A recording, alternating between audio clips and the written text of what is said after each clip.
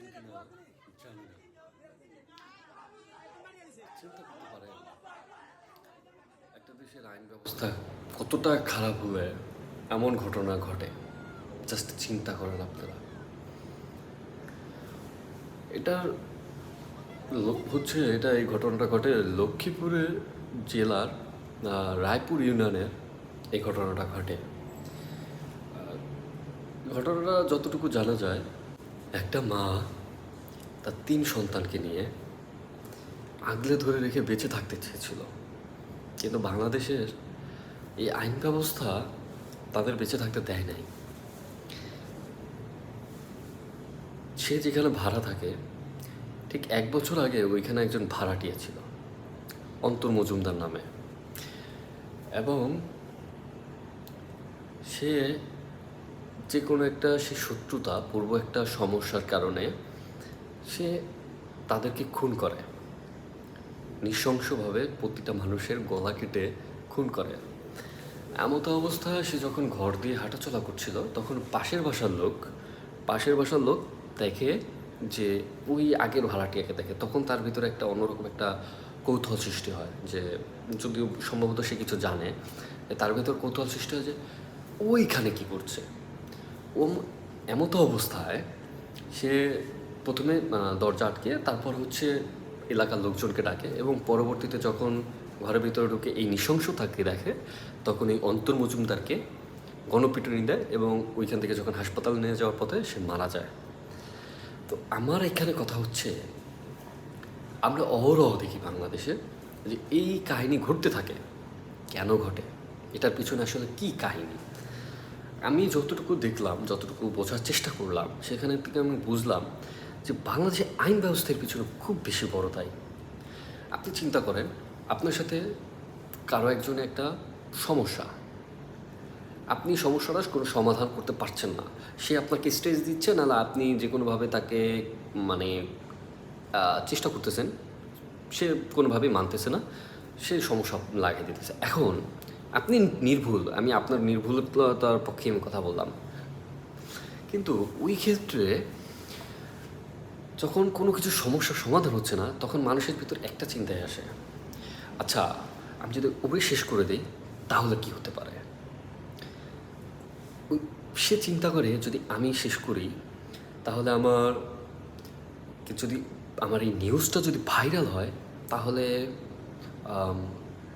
মানুষজন জানাজানি হবে এবং আমাকে ধরার জন্য পুলিশ লাগবে। আচ্ছা আমি ধরাও খেলাম, ধরা খাওয়ার পরবর্তীতে আমার সাথে কি হবে? রিমান্ড হবে 10 দিনের, পরবর্তীতে আমাকে কোর্টে তোলা হবে, আমি একটা উকিল ধরবো, 6 মাস, 1 বছর, 2 বছর, 3 বছর পর্যন্ত ঘোরাঘুরি হবে, দেন পরবর্তীতে হয়তো আমাকে যাবজ্জীবন অথবা 14 বছর, মানে 10 বছর একটা জেল দিয়ে দিব।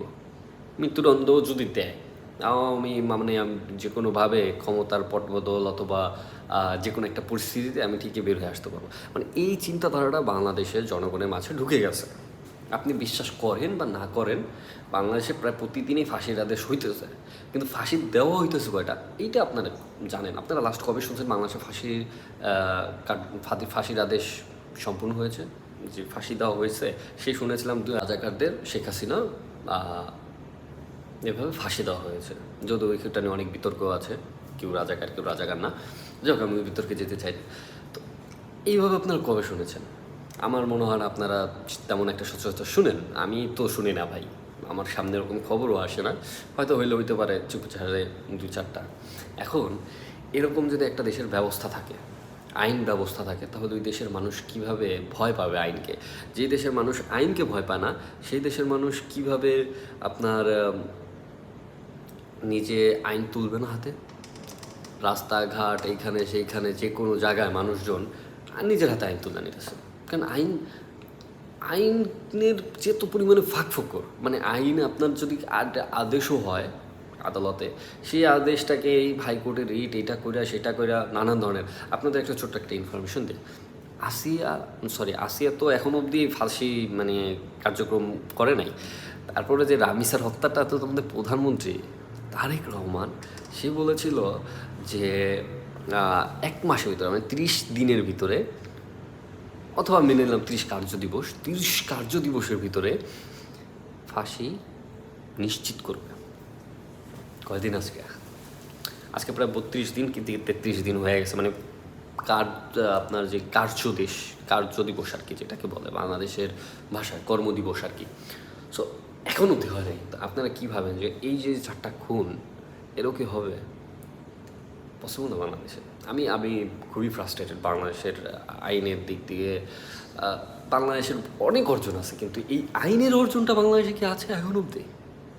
আমি চাই বাংলাদেশে একটা আইনের অর্জন হোক। আমি বিনীত অনুরোধ করবো আইনমন্ত্রী কিংবা স্বরাষ্ট্রমন্ত্রী, তারা যাতে এত আইন বুঝে কিন্তু তারা যেন এইভাবে একটা আইন করে। ভাই আমরা একটা মধ্যযুগের আইন চাই, যে মধ্যযুগের আইনে যখন প্রমাণ হবে যে না ওই ব্যক্তিটা মেরেছে, সাথে সাথে যখন তাকে বিচার কার্যক্রমটা করা হয়, ফাঁসির আদেশটা যত ভাই মানে তাকে যেন ফাঁসিটা দেওয়া হয়। আর যদি 2 থেকে 4টা যদি এরকম অপরাধের জন্য ফাঁসি দেওয়া হয়, বাংলাদেশে যেই অপরাধে যেই উপরে উঠতেছে দিন দিন, এখন অবধি প্রায় আমি যতটুকু জানলাম বিএনপি ক্ষমতা আসার পরে প্রায় 935 জন সামথিং মারা গেছে। এই 4 জন যদি ইনক্লুড করে তাহলে তো 939, এবং আশেপাশেও তো আরও মারা যায়। এটা দুর্ঘটনা না, এটা জাস্ট হচ্ছে হত্যা করে মারা হয়েছে। জাস্ট আপনি চিন্তা করেন, হত্যা করে মারা হয়েছে। এরকম হচ্ছে আমাদের দেশের অবস্থা। তো এটাই, আমি দেশের যে আইন ব্যবস্থার উপরে খুবই নাখুশ, এজন্য আমি কথাগুলো বললাম। আসসালামু আলাইকুম, ভালো থাকবেন।